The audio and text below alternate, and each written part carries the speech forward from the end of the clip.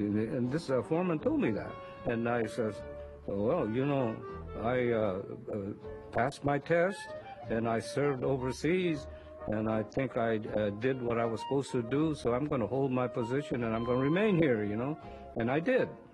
And so as I remained there, well, he quit. And then everything turned a little bit better as time went on, and it got easier and easier for me. And so I was able to serve 32 years and retire.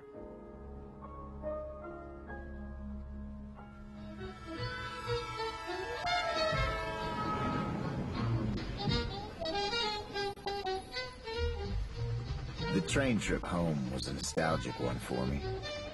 I was a proud American, of course, but I was also a terribly homesick Southerner.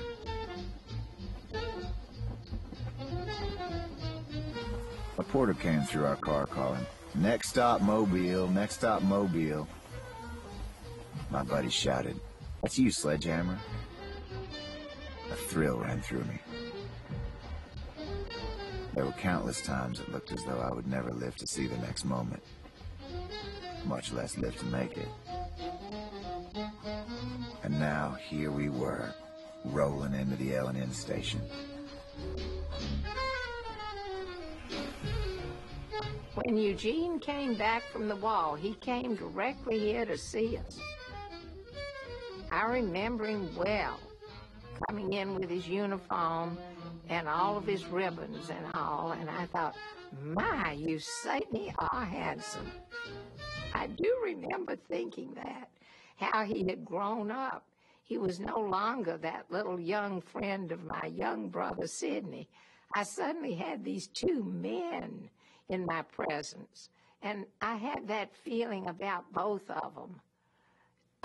It was written on their faces. Their faces changed. They just no longer looked like boys. They looked like men, which they were.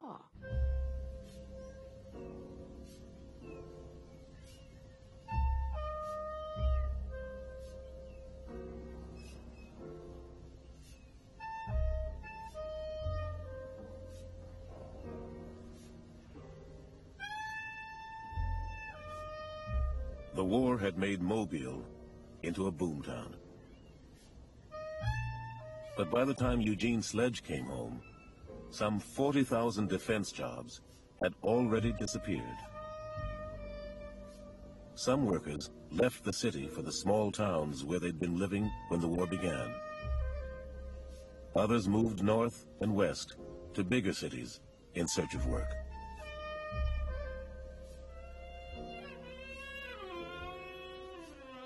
Returning black veterans who had fought for freedom overseas found themselves facing the same segregation they had left behind. It would be a matter of disgust and distaste with you when you found out that the fruits of victory were not yours.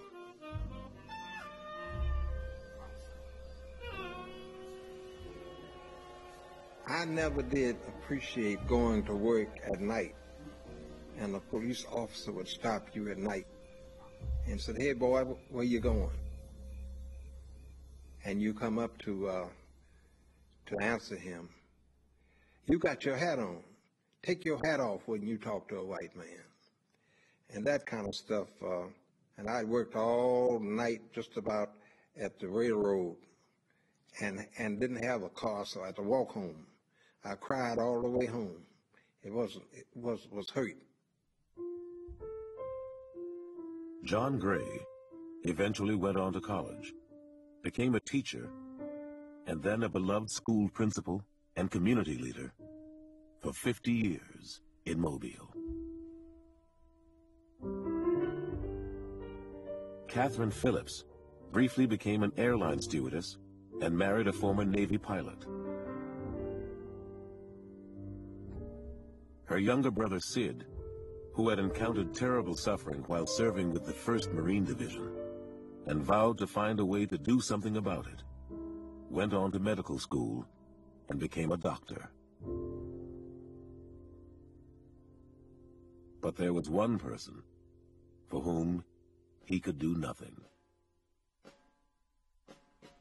My friend Eugene was probably as good a friend as I've ever had in my whole life. But he could not throw off the war. He could not forget it. It seemed to haunt him.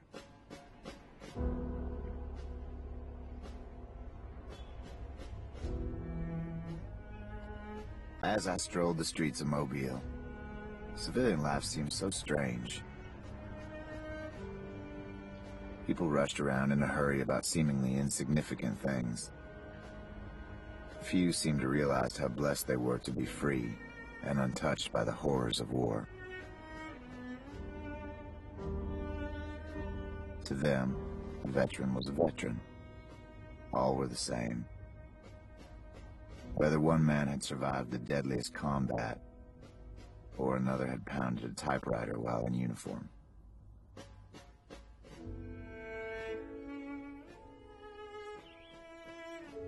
Eugene Sledge had been an enthusiastic hunter before the war. Now he found he no longer had the heart for it. In combat, he had felt the same terror his targets felt when he fired at them, he said, and he couldn't bear it, that they could not shoot back. Nightmares plagued him. He earned a business degree under the GI Bill, tried the insurance business and abandoned it. Eventually, became a biologist and teacher. Science was my salvation, he remembered. It helped keep at bay the flashbacks from Peleliu in Okinawa. Close, constant study of nature, his wife said, kept him from going mad. But the war remained with him nonetheless. He still had the tiny sheets of paper on which he'd kept a journal in the Pacific. And finally, at his wife's urging, he turned it into a combat memoir called With the Old Breed. Describing the horrors he had endured eventually allowed him to begin to put them behind him. Eugene Sledge died in 2001. Until the millennium arrives and countries cease to enslave others, it will be necessary to accept one's responsibility to, and to be willing to make sacrifices for, one's country, as my comrades did. War is brutish, inglorious, and a terrible waste. Combat leaves an indelible mark on those who are forced to endure it. The only redeeming factors were my comrades' incredible bravery and their devotion to each other. Eugene Sledge.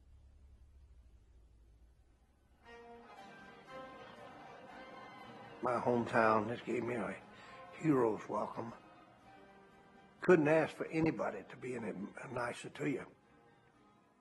But little did you know what was ahead, and I didn't until it started happening to me.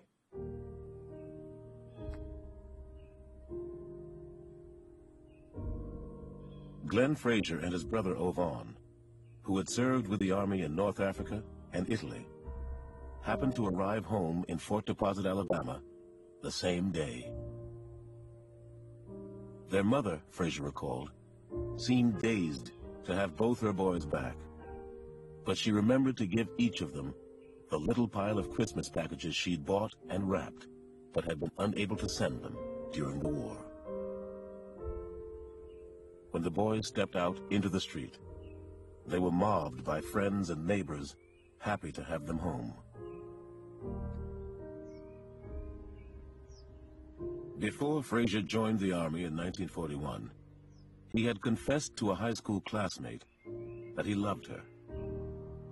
She had waited patiently for him for over 3 years, until the Army formally told his family Glenn was dead. Frazier now eagerly asked after her. Hope that he and she would one day marry had helped sustain him in captivity. "I hate to tell you this," a friend told him, but she's getting married this coming Sunday. That night, the nightmares began. It was just like real life again. It was just so real. It sort of kept me from sleeping. I got to the point where I didn't even want to go to sleep. My nerves were bothering me. You couldn't tell anybody. You couldn't tell. In those days, if you were seeing a psychiatrist, it didn't make a difference whether it was military or what. Nobody give you a job. Psychiatrists working for the Veterans Administration were of little help. Just act normal and you'll feel normal, they told him. Frazier eventually married, had 2 children, ran his own trucking business. But the war would not go away.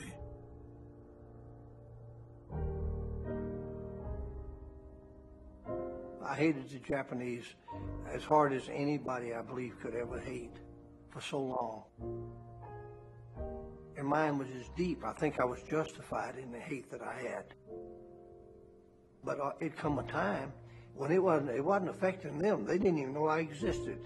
They were there and having their fun and getting their things, their country straightened out. And here I am over here, I'm hating and hating and hating and having the nightmares and so forth.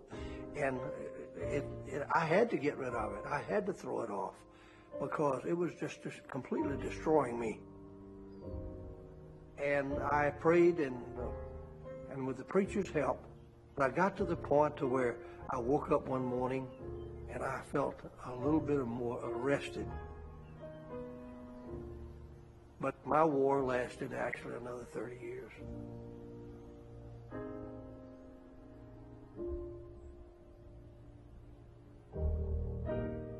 To forget the war would be not just impossible, it would be immoral. It doesn't get to me very often, except when I talk about it like this. I seldom do that, actually. It's just something it never goes away. It's something you have to endure the way you endured the war itself. There's no alternative. You can't wipe out these memories. You can't wipe out what you felt at that time or what you knew other people felt. It's just part of your whole possession of life. And I suppose it does some good.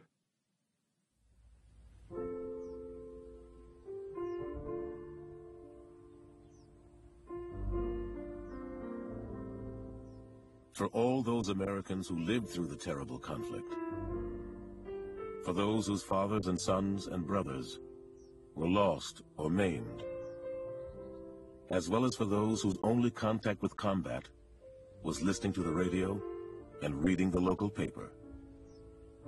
It remains to this day simply the war. The young men that came home from the wall were my neighbors when I was a young married woman, and they lived the wall. They married, they established homes.